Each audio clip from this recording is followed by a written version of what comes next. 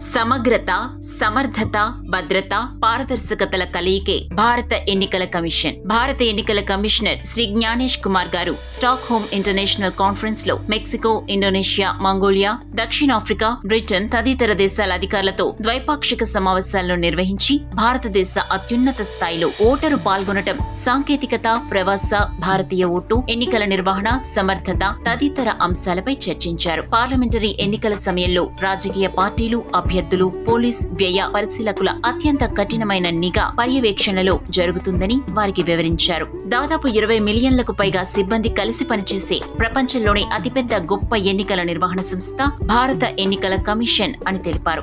భారత ఎన్నికల కమిషన్ దేశవ్యాప్తంగా దాదాపు 1 బిలియన్ ఓటర్లకు స్వేచ్ఛగా తమ ఓటు హక్కును ఉపయోగించుకునే అవకాశం కల్పిస్తుందన్నారు. భారత ఓటర్ల జాబితాలు 1960 నుంచి ప్రతి సంవత్సరం వివిధ రాజకీయ పార్టీలతో పంచుకోవటం, అభ్యంతరాలు తీసుకోవటం, అపీళ్లను ఎంతో పారదర్శకంగా, నమ్మకంగా చేపట్టడం జరుగుతుందన్నారు. మొదటిసారి ఓటు వేసేవారు, అలాగే 85 సంవత్సరాలు పైబడిన వృద్ధులు, ప్రత్యేక అవసరాలున్నవారు, తృతీయ లింగ ఓటర్లు, సుదూర ప్రాంతాల్లోని ఓటర్లందరికీ సమాన అవకాశాలు కల్పిస్తుందని, పోస్టల్ బ్యాలెట్ ద్వారా ఓటర్లో పనిచేసే రక్షణ సిబ్బందికి ఓటు హక్కు వినియోగించుకునే అవకాశం కల్పిస్తుందన్నారు.